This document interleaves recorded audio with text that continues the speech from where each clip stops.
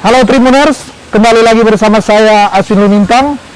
Dan dalam sesi ini saya sudah bersama dengan Pak Wali Kota Manado terpilih, Pak Andre Angau. Selamat siang Pak Andre. Siang, Pak Aswin. Wali ternyata, Wali Kota. Belum lah. Pak Wali Kota terpilih Wali Kota Manado. Jadi dalam sesi ini kita akan berbincang-bincang dalam rangka HUT ke-12 dari Tribun Manado. Jadi kita membuat suatu acara yang berkunjung kepada pemimpin dan ini pemimpin di Manado, Kota Manado, Wali Kota Manado, dan juga sekaligus untuk menanyakan ya apa-apa yang akan persiapan dari Pak Wali Kota terpilih mengenai kabinetnya nanti atau hal-hal yang lain yang sedang dipersiapkan oleh Wali Kota Manado terpilih. Pak Wali, saya akan mulai dengan pertanyaan pertama. Sekarang ini kan kalau tidak salah Pak Wali akan dilantik pada tanggal 9 Mei ya, 9 Mei 2021. Tapi kan tentu untuk mengoptimalkan kinerja tidak harus siap nanti segera setelah tanggal 9 Mei. Saat ini mungkin sudah harus ada kabinetnya atau SKPD-nya sudah ada utak-atik atau bagaimana. Kemudian kalau melihat beberapa pemerintahan kan ada istilahnya 100 hari kerja pertama. 100 hari kerja pertama. Kalau Pak Wali ini dan Pak Wali dan Wakil, kira-kira bagaimana? Ada rencana-rencana atau planning untuk awal di pemerintahan nanti? Ya, terima kasih Aswin. Pertama-tama saya mau luruskan dulu, saya belum ditetapkan sebagai yang terpilih. Terpilih ya. Baru ditetapkan perolehan suara. Nah, kita juga menghormati proses yang sedang berlangsung. Ada gugatan dari calon lain ke MK terhadap KPU. Jadi kita ikuti aja dulu itu proses. Jadi kalau nanti KPU sudah tetapkan sebagai calon terpilih, baru itu namanya calon terpilih. Jadi orang Jawa bilang ojo ke susu. Iya. Jadi santai-santai saja. Mengenai nanti kalau semua berjalan lancar, yang 100 hari itu saya tidak terlalu nanti terpaku ke 100 hari. Nanti fokusnya cuma make up aja. Kalau cuma fokus ke situ, sama dengan pernikahan. Kalau terlalu fokus ke pesta pernikahannya, esensi pernikahan sendiri itu bisa berkurang. Jadi nanti fokus ke bekerja untuk masyarakat semaksimal mungkin lah tentunya. Selama nanti masa jabatan itulah. Kita masih belum tahu per saat ini masa jabatan itu sampai 2024. Mengenai kepemerintahan nanti, apakah ini kan memang masih lama, tapi di luaran sudah berkembang isu bahwa Pak Wali akan memakai sebagian besar pejabat pemerintah atau di eselon 2 dan 3 itu di luar dari Pemkot Manado. Artinya akan ada rotasi besar-besaran, mungkin ada pejabat dari Pemprov itu mau tidak mau sudah berkembang isu begitu. Bagaimana Pak Wali? Kita ya isu bisa saja berkembang, tapi kan kita tidak bisa mengikuti isu. Kita tidak bisa work on issue. Iya. Jadi pokoknya nanti performance base saja. Nah, itulah nanti juga. Makanya saya bilang jangan terlalu buru-buru. Jangan kita melangkahi proses-proses yang ada. Tapi kalau kita berandai-andai, ya yang penting kita fokus di hasil, di performance. Dan performance itu ya harus kelihatan di masyarakat. Artinya Bapak Wali mau mengatakan bahwa ini profesional aja dari ini kan birokrat, ini kan non partisan sebenarnya. Artinya dan profesionalnya itu melayani masyarakat, bukan melayani wali kotanya. Ya, artinya memang benar-benar akan dipilih, akan dilihat adalah pegawai-pegawai atau birokrat-birokrat yang memang sudah terpantau ya. Sudah terpantau, mungkin sudah ada tim ini ya, bukan menakut-nakuti, tapi mungkin sudah ada yang memantau bagaimana pegawai-pegawai yang punya kinerja yang baik, atau gimana Pak Wali? Sama seperti pemilihan, masa lalu tidak pernah bohong. Semua orang punya track record, jadi tidak perlu make up. Dengan era sekarang, era digital, kita bisa tracing track record masing-masing. Jadi kalau merasa mampu bekerja dengan baik, nggak masalah. Kalau selama ini cuma hidup dari bebagoso, ya hati-hati. Harus khawatir. Bebagoso bagaimana itu Pak Ali? Maksudnya bukan terhadap profesionalnya, tapi cuman kayak cari muka kepimpinan, berarti kan Kerja nol, iya toh? iya. Kerja Karena kalau saya fokusnya nanti di output, bukan yang pandai cari muka. Bebagoso. Pak Wali, terang mundur sedikit ya. Tadi terang sempat cerita maju, memang maju sekali soal PNS. Tadi di awal Pak Wali sempat sentil bahwa ada gugatan ya, ada gugatan di MK, Mahkamah Konstitusi terkait dengan hasil Pilwakil Manado. Bagaimana kesiapan dari Pak Wali? Kan tergugat pasti KPU dan turut tergugat. Kita nggak tergugat. Oh, bukan. Yang digugat KPU. Kita pihak terkait. Terkait ya. Pihak terkait. Pihak terkait. Jadi karena terkait, nanti harus ada kesiapan juga kan, bagaimana koordinasi dengan KPU dan tim sendiri. Kita punya tim hukum untuk Lawyer ya. dari partai juga punya tim hukum untuk itu. Saya serahkan ke mereka lah. Menurut saya kan kita menjalani semua sudah sesuai aturan. Jadi nggak khawatir. Kalau saya lihat baca di media itu ada 48 pengacara yang siap. Apa benar sebegitu banyak atau gimana? Itu kan tim hukumnya kita. Tim hukum PDIP atau PDIP. PDIP? Kan kita punya tim hukum di DPP, Ya. tim hukum di provinsi DPD, tim hukum di DPC. Jadi itu kan semua. Jadi mereka satu tim, tapi yang ke pengadilan palingan cuma 2 orang. 2 orang ya. Kita kan tidak mau menciptakan kerumunan. Tapi gimana Pak Wali? Pak Wali melihat dengan ada gugatan ini, kemudian tentu peluang-peluang tentu Pak Wali sendiri sudah ada hitung-hitungannya. Tapi bagaimana sebenarnya dengan situasi ini ketika ada gugatan? Bagaimana Nggak Pak Wali apa-apa, melihat? dihadapi. Ini kan memang prosesnya memang secara aturan dimungkinkan. Ya, ya. Jadi yang pihak mau menggugat itu hak mereka, dan untuk kita hadapi. Pak Wali, ini kan tanggal 9 Mei itu masih lama, masih ini Februari, Maret, ada 3 bulan lah ya, 3 bulan.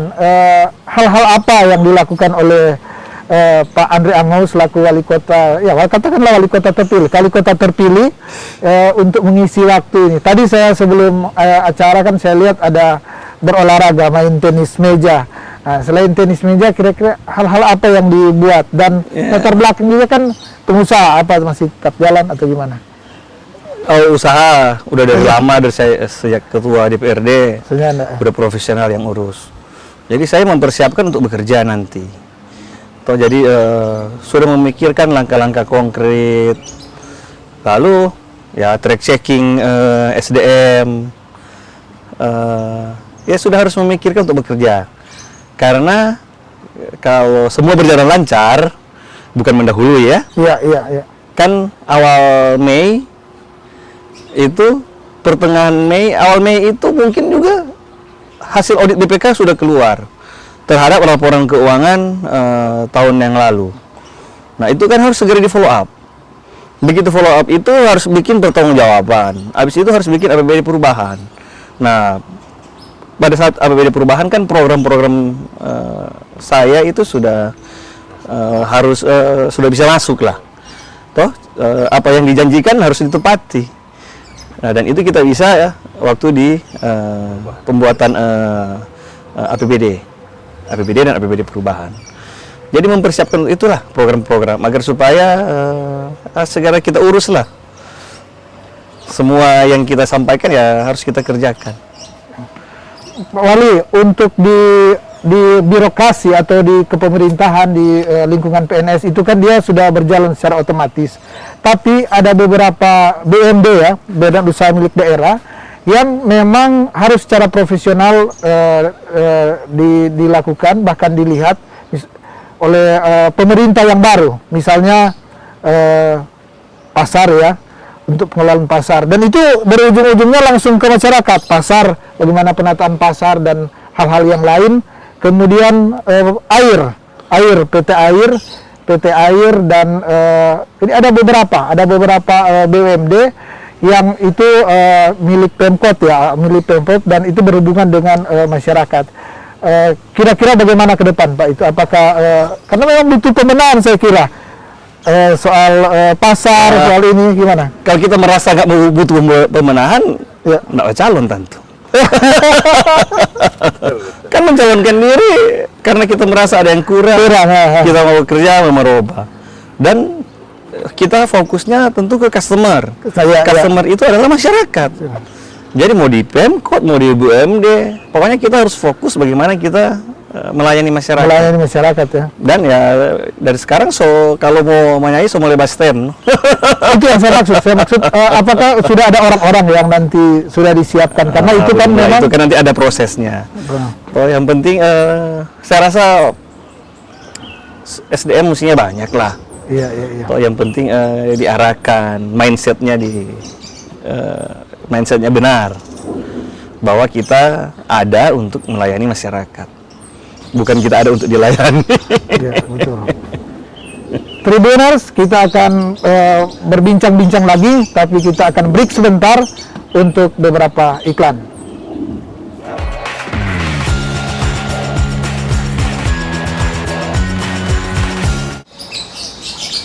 Halo, selamat siang Tribuners, kembali lagi bersama saya Asin Lumintang, dan pada sesi ini saya masih bersama dengan Bapak Andre Anggo yang kemarin dalam Pilwakomnado unggul dalam perhitungan suara daripada KPU.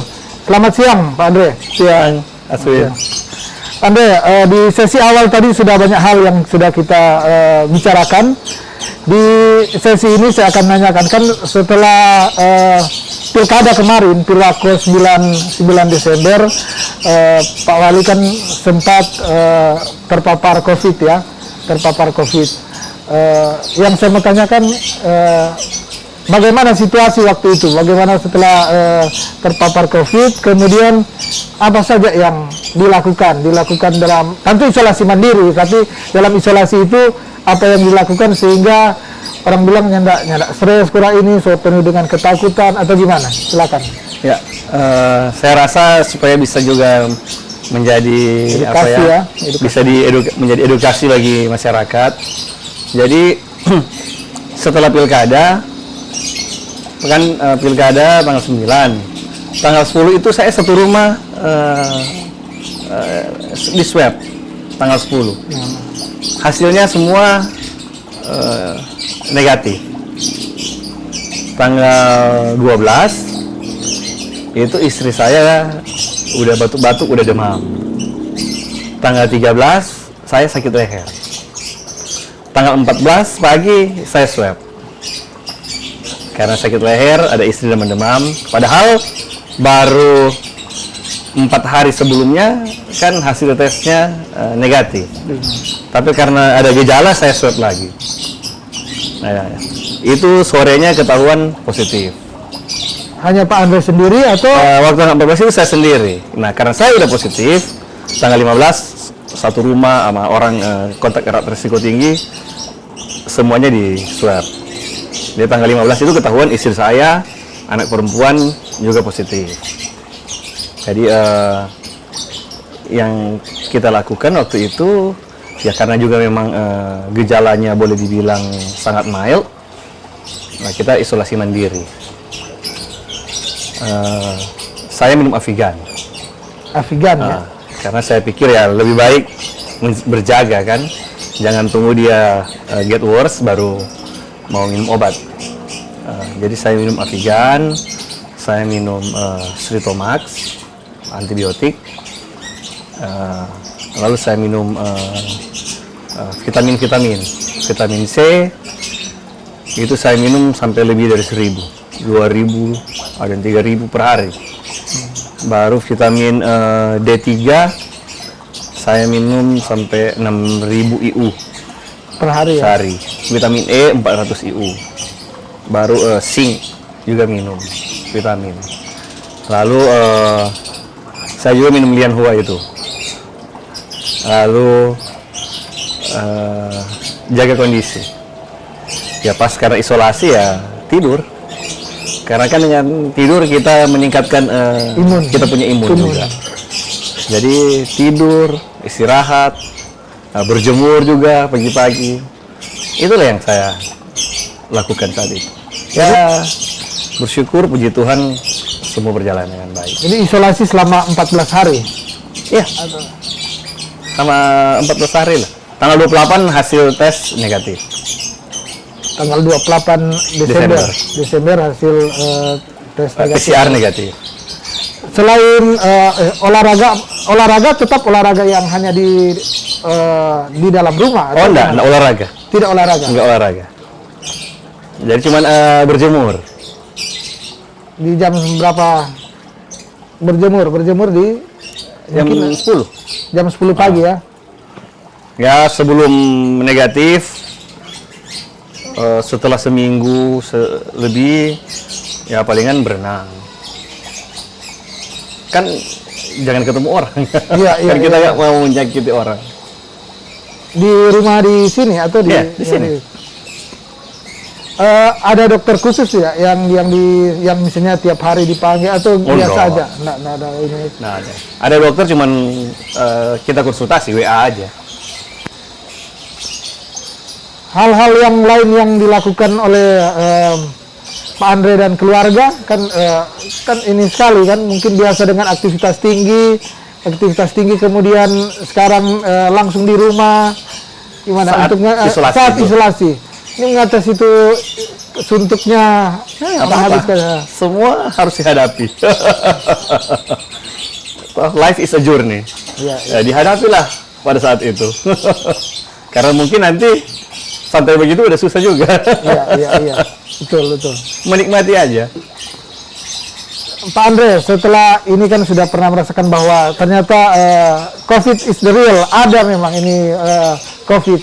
Kira-kira ada imbauan kepada seluruh masyarakat gimana untuk agar supaya tidak terpapar? Saya menghimbau dari pengalaman saya waktu saat kampanye kan cukup intens. Ya. Jadi pengalaman saya masker itu sangat penting.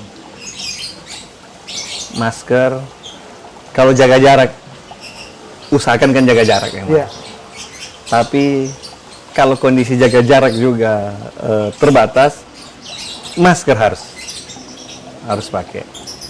Jadi ya itu ya yang pemerintah udah sampaikan ya. So jadi 5M sekarang kan. 5M. Menghindari kerumunan juga. Ya. Jadi ya kita bertanggung jawab lah. Ya. Kepada diri sendiri, bertanggung jawab kepada orang lain. Jangan sampai kita mencelakakan orang lain. Ini kan sudah ada vaksin. Bagaimana? Apakah ada imbauan juga untuk supaya masyarakat ikut apabila nanti sudah dapat? Menurut saya kita ikuti aja program pemerintah. Karena kan pasti kan pemerintah sudah pikirin ini semua. Dan ini kita harus menghadapi bersama. Harus bergotong royong. Jangan kita berego sendiri. Iya. Karena ini harus kerja gotong royong, nggak mungkin kita sendiri. Karena kita bersifat sosial. Kecuali kita nggak mau hidup di hutan, nggak mau ini orang. Tapi kalau kita mau bersosial, ya saya rasa kita ikuti saja ini pemerintah. Pak Andre, tadi kita sudah berbincang-bincang mengenai bagaimana mengenai COVID ya, karena Pak Andre sempat terpapar COVID. Ini saya beralih ke baru-baru ini kan Kota Manado dan beberapa daerah di Sulawesi Utara ikut juga ada bencana alam, yaitu banjir dan longsor ya, longsor yang menyebabkan ada korban jiwa juga. Jadi dan kalau tidak salah Pak Andre juga dan tim dari PDIP ikut turun. Melihat ini kira-kira bagaimana ke depan Pak Wali terkait dengan bencana ini? Bagaimana ada tidak sudah terpikirkan oleh Pak Wali jika memimpin Kota Manado ke depan kira-kira bagaimana supaya meminimalisir ya ada bencana-bencana? Bagaimana? Ya, kita harus menata kota. Itu harus kita lakukan sebelum bencana datang. Iya. Kalau bencana datang ya kita cuma kayak pemadam kebakaran. Oke. Tapi semua harus dipikirkan sebelum bencana itu ada. Jadi kota ya harus ditata lah. Dan itu bukan cuman ini bagian pemerintah. Saya juga berharap masyarakat harus terlibat. Jangan buang sampah sembarangan. Iya, iya. Itu sangat penting. Jangan membangun di daerah yang tidak diperuntukkan. Saluran jadi kecil. Nah, jadi nanti saya harus mencari solusi terhadap masalah-masalah tersebut. Saya dari kampanye juga program-program salah satu bangun sebanyak mungkin rusun. Supaya saya bisa menata kawasan-kawasan yang saat ini diambil sehingga got-got, sungai-sungai itu jadi mengecil. Jadi itu harus nanti kita kelola lah. Lalu kalau kita menyediakan solusi, kita menyediakan perumahan, masyarakat tidak harus secara terpaksa membangun di daerah-daerah yang rawan longsor. Mereka mungkin juga nggak mau membangun di situ, tapi mungkin nggak ada pilihan. Nggak ada pilihan. Artinya ke depan salah satunya ada pemerintah akan membangun rumah susun untuk merelokasi ya akan masyarakat yang ada di bantaran sungai yang mungkin jaraknya kalau tidak salah Masyarakat yang perlu perumahan. Ya, yang perlu perumahan, yang belum bisa afford iya. rumah yang layak, yang aman, ya kita sediakan dalam bentuk rumah susun. Supaya dia tidak harus membangun di bantaran sungai, atau dia tidak harus membangun di daerah yang rawan longsor. Sudah ada bayangan di Pak Wali, misalnya peta-peta misalnya di daerah-daerah mana yang di Manado ini yang rawan bencana, yang ketika Pak Andre nanti menjabat memang harus sudah dibenahi. Daerah-daerah mana kalau misalnya sudah ada? Yang paling pertama yang di saluran-saluran air yang sudah udah dipakai sekarang. Itu kan harus dikembalikan fungsinya. Itu yang paling utama. Kalau daerah-daerah yang rawan longsor banyak. Nah, tapi kita harus sediakan dulu tempatnya. Kita harus sediakan dulu jalan keluarnya. Baru kita laksanakan solusi itu. Kita laksanakan sekarang. Mereka tidak ada tempat tinggal, mati-matian juga dia akan bertahan di situ. Pak Wali, dulu kan pernah kalau tidak salah 2014 ada banjir yang disebut banjir bandang kalau tidak salah. Jadi banjir besar di Kota Manado ini, sehingga waktu itu memang ada dana dari pusat yang dialokasikan khusus di Manado, dana bencana alam, yang mengharuskan masyarakat yang rumahnya memang di bantaran sungai, dekat bantaran sungai, yang rumahnya memang dekat rawan longsor itu sudah dipindahkan kalau tidak salah di daerah Pandu. Tapi saya mendapat informasi bahwa hanya sedikit yang mau ke sana dan ada masalah-masalah yang lain. Artinya saya mau katakan bahwa di pemerintahan saat ini sudah ada upaya untuk melakukan itu, tapi belum sempurna. Kira-kira Pak Wali melihat kiranya ke depan kira-kira bagaimana dengan melihat fakta bahwa 2014 dan bahkan kalau tidak salah kalau terang lebih mundur lagi tahun 2000 awal 2000 ada bencana di Manado sampai dengan memang ini Tikala itu tertutup, itu dewan itu memang ini artinya sudah orang Manado itu katakanlah sudah mengetahui semua secara kasat mata di titik-titik mana sebenarnya yang perlu bemenahan. Sekarang ini kira-kira yang menjadi di pemerintahan ke depan apa sudah ada sudah mungkin sudah ada pembicaraan dengan Pak Gubernur, karena ini saya kira mungkin nggak sendiri Manado, mesti ada sinergitas dengan Gubernur dengan daerah lain. Bagaimana? Ya pasti. Lalu makanya kenapa saya punya konsep rumah susun, supaya mereka mau pindah. Kalau kita bikin rumah yang jauh-jauh, dia beraktivitas di Manado, baru dia punya biaya transportasi. Iya. Apa? Nggak visible. Akhirnya dia nggak ke sana, dia tetap balik lagi di sungai. Iya, karena saya mendapat informasi mereka juga karena mereka dekat dengan mata pencarian mereka kan. Iya. Jadi mereka ada ini karena misalnya kalau dia pedagang, dia nggak mau misalnya kalau jauh dari pasar 45. Dari segi waktu, dari segi biaya. Nah, jadi kita harus kasih solusi, Iya, betul, betul. solusi yang baik untuk dia. Ini Pak Wali, selain dengan bencana, jadi bencana, hal-hal yang lain yang perlu dibenahi kan soal dengan transportasi.